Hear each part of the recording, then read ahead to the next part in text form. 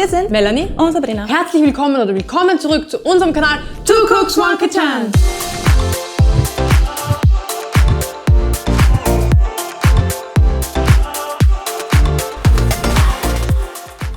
Heute zeigen wir euch wieder ein super watschen-urwoches Tortenrezept. Ihr braucht keinen Backofen. Das Einzige, was ihr dafür braucht, sind Schokolade und Oreo. und ein bisschen Schluck. Ja, das auch. Aber das perfekte Tortenrezept für heiße Sommer. Ja. Und für die Torte starten wir als erstes mit dem Boden. Dafür brauchen wir Oreo-Kekse. Die geben wir jetzt in einen Mixer und zerkleinern sie. Insgesamt benötigt ihr 200 Gramm leckere Oreo-Kekse.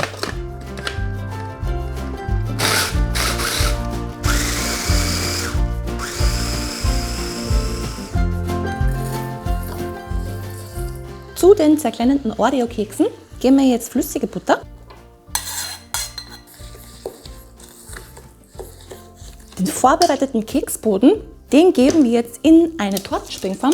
Unsere Springform hat einen Durchmesser von 20 cm.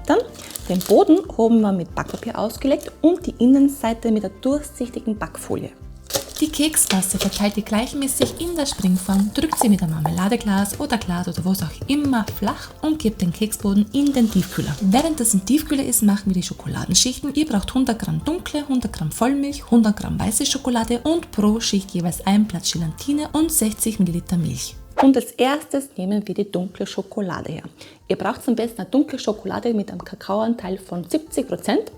Und die Schokolade haben wir fein gehackt und das Blatt Gelatine, das weichen wir jetzt in kaltem Wasser ein und stellen es beiseite.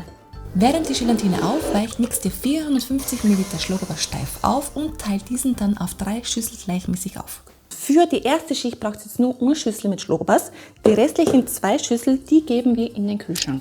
Zur klein gehackten dunklen Schokolade gießen wir jetzt die heiße Milch drüber. Wenn sich die Schokolade dann aufgelöst und sich mit der Milch verbunden hat, drückt ihr die Gelatine gut aus, gebt diese zur geschmolzenen Schokolade hinzu und rührt es so lange unter, bis sich die Gelatine aufgelöst hat. Wichtig ist, dass die Schokolade jetzt nicht so heiß ist, wenn ihr sie zum Schlagobers dazugibt, weil sonst schmilzt der Schlagobers und das wollen wir nicht. Genauso ist es. Die geschmolzene Schokolade mit der Gelatine gebt ihr nun zum steif geschlagenen Schlagobers hinzu und rührt es vorsichtig unter. Nun nehmt ihr den Keksboden aus dem Tiefkühler raus.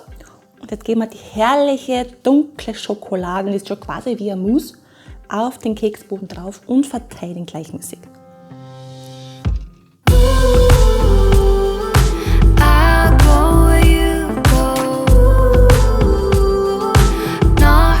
Wenn die erste Schicht Schokomousse schön glatt gestrichen ist, gebt ihr die Torte in den Kühlschrank, damit sie fest wird.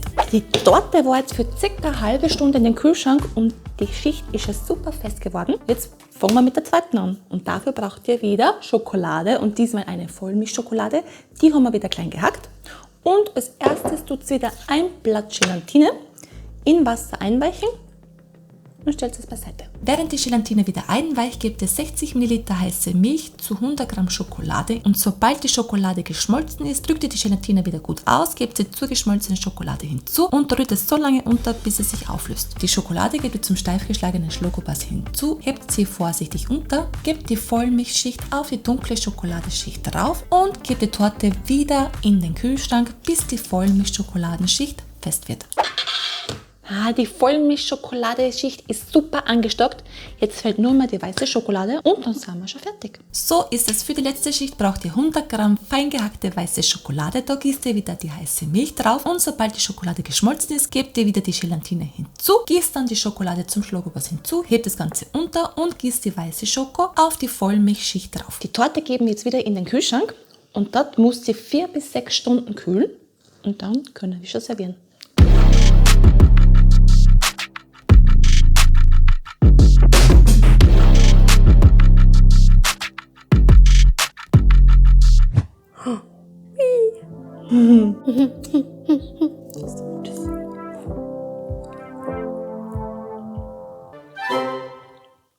Okay, haltet mir gar nicht aus.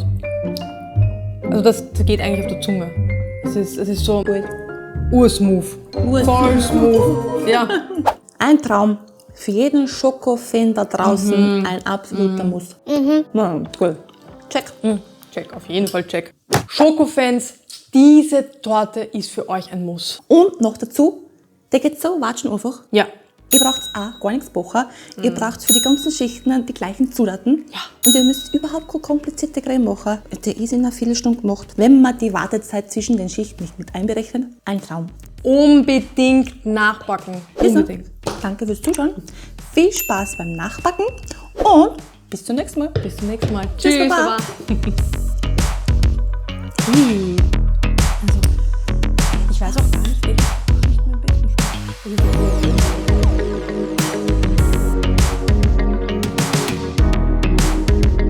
Heute zeigen wir euch wieder ein super einfaches Tortenrezept für euch. Zeigen wir für euch. Hat nicht gemacht. Und ganz ohne... Rezept. Und das einzige, Ich habe einfach die Hitze gespürt. Ich muss jetzt aushalten. Mein Kopf wird halt warm. Schokolade und Oreo. genau. Und, was wollte ich sagen? Nein, du hast doch anders gesagt.